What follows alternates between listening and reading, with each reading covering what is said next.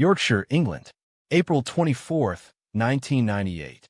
A young couple stands at the edge of stream. It's 6 feet wide. The water looks calm, almost inviting. The woman, her name is never released to the press, steps onto a wet rock. Just one step, testing the distance to the other side. Her foot slips. She falls into the water. Her boyfriend reaches for her hand, grabs it, pulls. But the current yanks her downward with a force that dislocates his shoulder. She's gone in 3 seconds. Her body is never found. Not that day. Not that week. Not ever. This stream has a name, Bolton Strid. It's in a walking park. Families picnic 20 meters away. Children play on the banks. It looks like you could jump across it. But every single person who has ever fallen in has died. Not most people. Not some people. Every single one. 100% fatality rate. For 800 years. The most dangerous place on Earth isn't a volcano, a war zone, or a desert. It's a stream in England you can step over. And nobody knows what's at the bottom. Look at satellite images of Bolton Strid on Google Maps right now.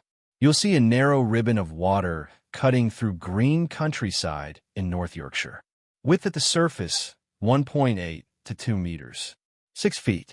Depth according to every measurement. Unknown. People have thrown weighted ropes down. The ropes never hit bottom. Divers have tried to explore it. Their bodies wash up kilometers downstream days later. If they're found at all. Here's what makes no sense. 30 meters upstream. This same river, the river wharf, is 15 meters wide and less than 2 meters deep. Peaceful. Safe. People wade in it.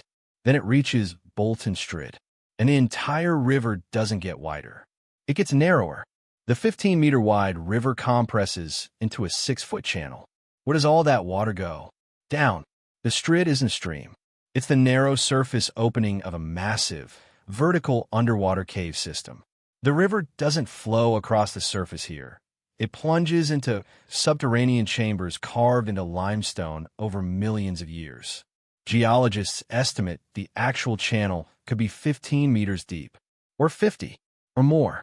Nobody knows because every device sent down either gets destroyed by the current or lost in a labyrinth of underwater caverns. When you fall into the Strid, you're not falling into a river. You're being sucked into an underwater cave network with currents strong enough to pin a human body against rock. Currents that pull you down, sideways, through passages too narrow to escape, into chambers with no air, no light, and no exit. The water at the surface looks calm because all the violence happens below. Would you try to jump across it for $1 million? Write your answer in the comments. I'm genuinely curious who would take that bet. The Strid's first recorded victim, 1154 AD. Young William de Romilly, son of the founder of Bolton Priory, tried to leap across with his dog. He didn't make it. His body was never recovered. His mother, Alice de Romilly, was so devastated she donated the surrounding land to the church. That's how Bolton Priory was founded, as a memorial to a boy swallowed by 6 feet of water. That was 870 years ago. The killing hasn't stopped. 1664, a honeymoon couple. The bride slipped on a wet rock. Her husband jumped in after her. Both vanished. Their families waited by the riverbank for 3 days. Nothing surfaced. 1820, a local man named William Bowers. Experienced outdoorsman. He knew the area. He knew the danger. He tried to retrieve his dog's ball from the edge. Lost his footing. Gone in seconds. 1998, the woman mentioned earlier. The park rangers found her shoe 400 meters downstream 2 weeks later. That's it. Just one shoe. 2010, an 8-year-old boy. His name is withheld. He was playing with a stick near the edge while his parents sat on a bench 15 meters away. He leaned too far. The current took him before his father could stand up. They found his body 3 kilometers downstream. 8 days later. Every decade, someone dies. Every few years, someone tries. Every single time, the Strid wins. The local rescue service has a policy. If someone falls into the Strid, they don't send divers. They wait downstream. Because there's no rescue. Only recovery. If they're lucky, why do people still get close to it? Why test the edge? Drop your theory below. In 2018, a team of hydrologists from Leeds University tried to map the Strid using sonar and underwater cameras. The sonar couldn't penetrate deep enough. The signals scattered off underwater rock formations in every direction. The cameras lasted 17 seconds before the current ripped them from their mountings.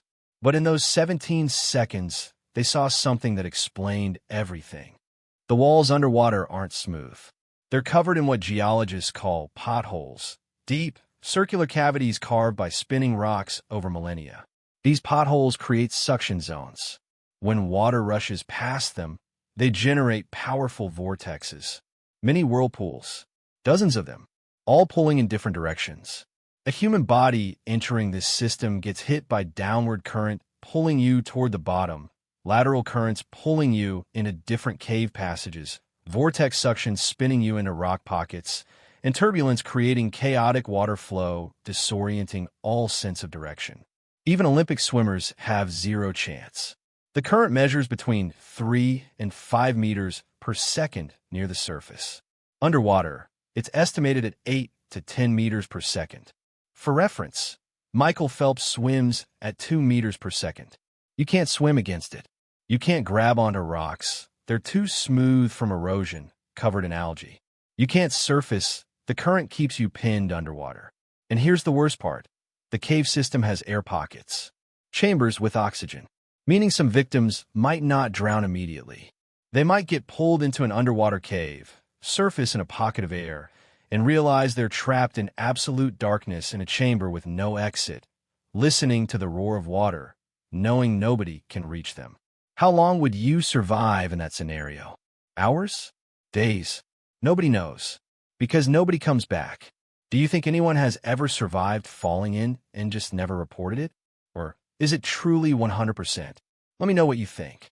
Here's what makes the Strid psychologically dangerous. It looks safe. If it looked terrifying, if it were a roaring rapid, a waterfall, a whirlpool, people would respect it. But it doesn't. It looks like a stream in a park. There are trees, benches, walking paths. On a sunny day, the water sparkles.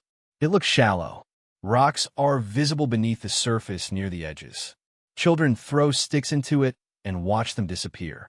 Tourists take photos standing next to it. Some people, ignoring the signs, ignoring the warnings, ignoring 8 centuries of death, try to jump across. Because 6 feet doesn't look dangerous. That's the Strid's deadliest feature, visual deception. Your brain sees a narrow stream and thinks easy jump. Your survival instinct doesn't activate because the threat doesn't look like a threat. It's the same psychological mechanism that gets people killed by hippos. Hippos look slow and fat. They kill more people in Africa than lions. The Strid looks calm and narrow. It has killed more people per square meter than any body of water in the United Kingdom. In 2004, the local council installed signs. The Strid is dangerous and has claimed lives. Please stay back. People ignore them because signs about danger near a pretty stream feel like exaggeration. They're not. In 2015, they installed barriers. Metal fences set back 3 meters from the edge. People climb over them for photos. In 2019, a teenager posted a TikTok video of himself jumping across. He made it. Barely. 1 foot landed on a wet rock on the far side. He slipped, caught himself, laughed. 17 million views. The comments, half saying you're insane, half saying I could do that. 3 months later, someone tried to recreate it. His name was Aaron Taylor, age 19. His body was found 11 kilometers downstream 6 days later. Should they fence it off completely? Or is that removing personal responsibility? I genuinely want to know what you think. Comment below. Here's what keeps me awake. We don't know how deep it goes. In 1998, the Royal Navy sent a remotely operated vehicle into the Strid as a training exercise. The ROV had 150 meters of tether cable. It went down, and down, and down. At 70 meters depth, the signal went dark. The cable went slack. When they pulled it up, the ROV was gone. Sheared off. Something down there had torn a military-grade steel cable. The current? Rock formations? Something else? Nobody knows. In 2012, a caving expert named John Wilford proposed a theory. The Strid connects to a massive subterranean river system running beneath the Yorkshire Dales. He believed victims don't get trapped in the strid itself. They get pulled into underground rivers and deposited into cave systems dozens of kilometers away. That would explain why so many bodies are never found. It would also mean that beneath North Yorkshire, there's an entire hidden river network. Dark, unexplored, filled with the remains of 8 centuries of victims. Wilford wanted to prove it. He planned to dive into a downstream cave system he believed connected to the strid. He entered the cave on March 3, 2013. He never came out. His body was never found. What do you think is at the bottom?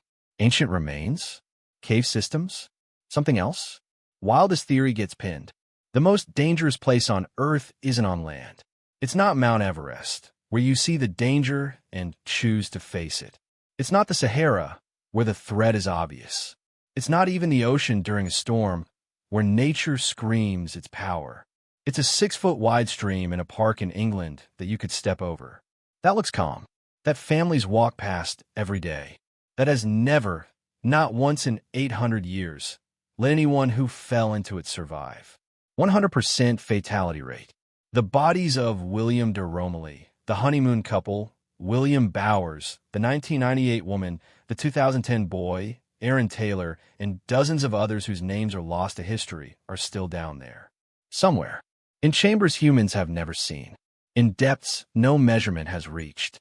The strid doesn't look dangerous. That's why it's the most dangerous. Because the deadliest threats are the ones that don't look like threats at all.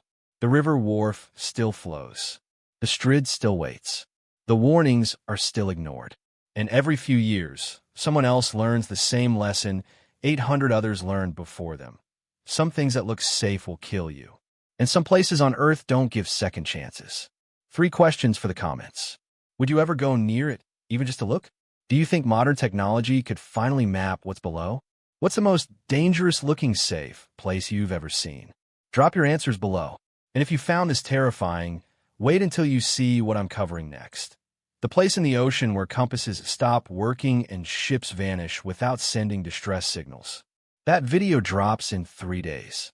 Hit subscribe so you don't miss it. Because the most dangerous places on Earth aren't always where you'd expect. Sometimes they're hiding in plain sight.